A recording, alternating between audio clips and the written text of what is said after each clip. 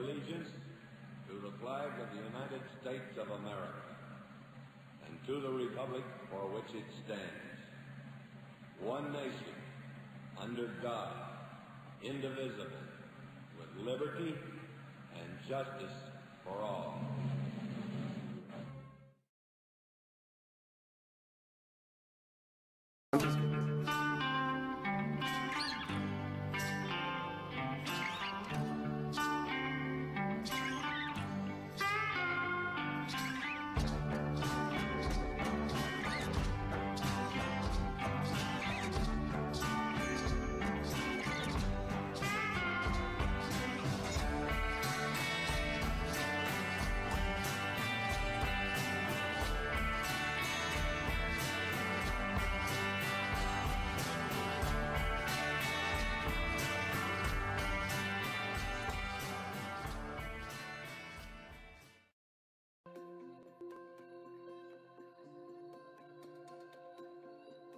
Compassion is about understanding as a team that's put together to accomplish a goal that everybody comes from different backgrounds, everybody has a different story, but we all are meant for this particular chapter of that story. Compassion really comes to fruition in regards to teammates, the acceptance of others on your team, and certainly in a greater sense outside your team. I think it's important to have compassion as a coach and as a player. It's an awareness that this is not an easy game to play. It's a dream job, there's no question, but there's a lot of things that are difficult, whether it's being traded, being cut, being injured, being booed. Compassion amongst the team is an important trait, and I think it helps carry us through the ups and downs of the season. We're going to break free in this series at some point, and so are you. Just stay with it. The floodgates are going to open up for you. It's really the acceptance of the human spirit. For us to be great, we have to accept our successes and our mistakes. The season is just so long. You know, it could get routine. Things can get on your nerves a lot quicker. Trying to be a good teammate, be understanding, knowing things happen. You may pass the ball to somebody, they drop it, go out of bounds, they miss a layup. You know, be more so encouraging. It's good to relate to your teammates, know what they're going through out there, so you can be in a position to help them out to be better players. And I think that goes from the top to the bottom, from the coach, from the best player, all the way to the last guy on the bench. This is a team sport, you know, and so you have to be aware of everyone else. You know, it's not just about you. I think we're all so much more happy for each other's success rather than our own. When we have off nights, when a guy has been struggling, everybody on our team builds each other up. And we're all different, we all have different strengths, different weaknesses, but together we are an unstoppable force. It'll be a long, fun journey, fellas. Yep. Don't fast forward to the end. Every game, every possession matters.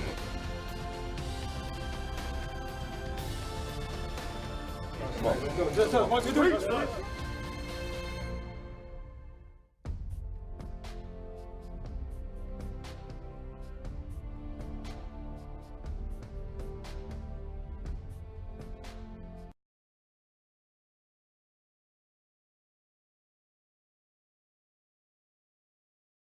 When Jesus landed on the shore, he saw a huge crowd. He had compassion on them, because they were like sheep without a shepherd. So he began teaching them many things. By this time it was late in the day.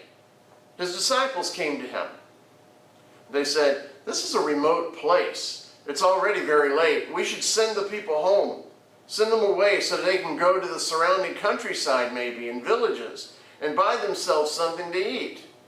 But Jesus answered them, "You give them something to eat." They looked at each other, and then they said to him, "That would take more than half a year's wages to feed these many people. Are we to go and spend that much on bread and give it to them to eat?" And Jesus looked at them and said, "Well, how many loaves do you have with you?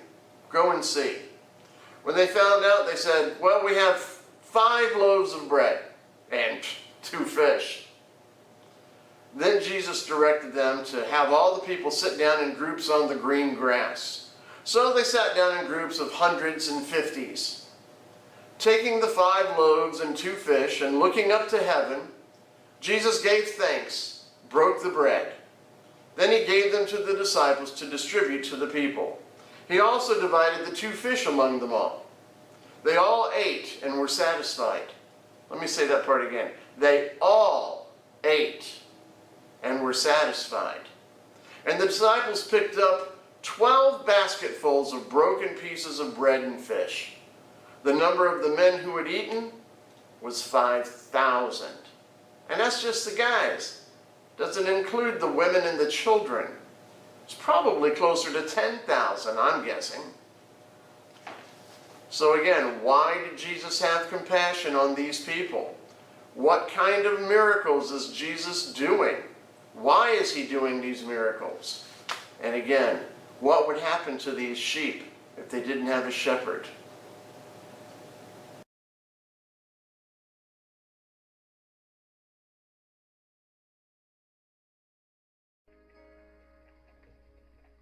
Please make yourself comfortable in your seat and close your eyes. Take in a deep breath, and as you breathe out, feel your body begin to relax. Now imagine that you are sitting in a beautiful garden.